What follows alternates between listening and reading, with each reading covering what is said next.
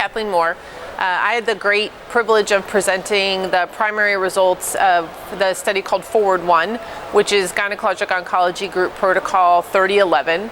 And Forward 1 was the first randomized phase 3 study to evaluate a class of agents called antibody-drug conjugates in ovarian cancer. And antibody-drug conjugates have been approved in other disease types, but this is really the first big study in ovarian cancer. It evaluated a drug called mirvetuximab soravtansine, which is an antibody-drug conjugate that targets folate receptor alpha.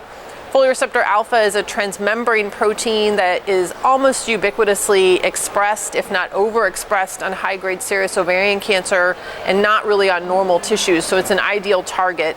Once the antibody-drug conjugate binds to folate receptor alpha, the conjugate is internalized into the tumor cell, where it then releases a highly potent microtubule toxin of the metasenoid family, which should cause cell death and then bystander cell death around that tumor cell.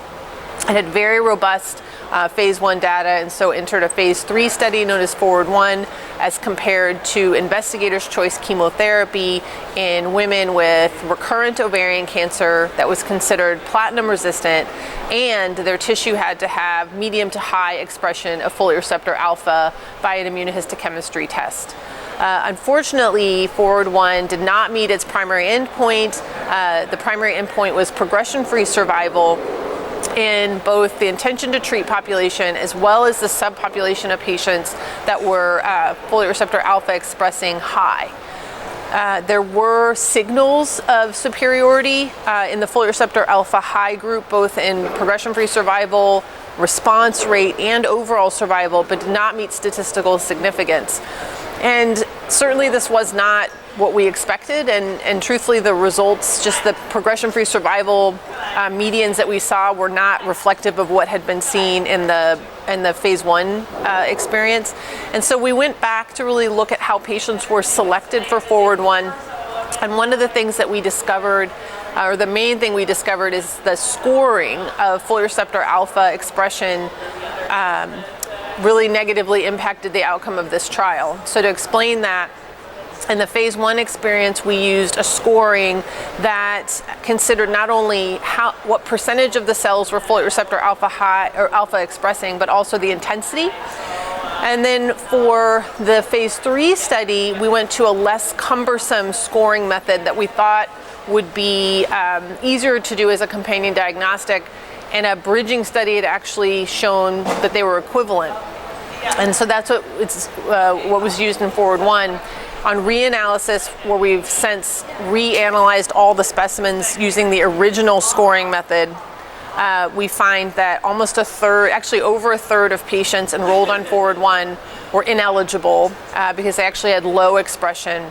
And then of the patients who were classified as folate receptor alpha high, actually half of them were not high. And so our high group was diluted. And so when we reanalyzed the efficacy outcomes using the new categorization, it actually would have been a positive study on exploratory reanalysis. So lessons learned. And what we're going to do now is retool the study. There's a new randomized phase 3 study, confirmatory study about to launch called MIRASOL, which will enroll women with the same, kind of some of the same criteria: platinum-resistant disease, less than 3 priors, folate receptor alpha high expressors by the original scoring methodology, so we're sure we have the right population. 1-to-1 randomization, looking at progression-free survival as the endpoint. And so really, based on our exploratory analysis, we're fairly confident that that will be a positive study and hopefully will result in regulatory approval for mirvetuximab for women with ovarian cancer. But we're going to have to do another confirmatory trial, so that is about to launch.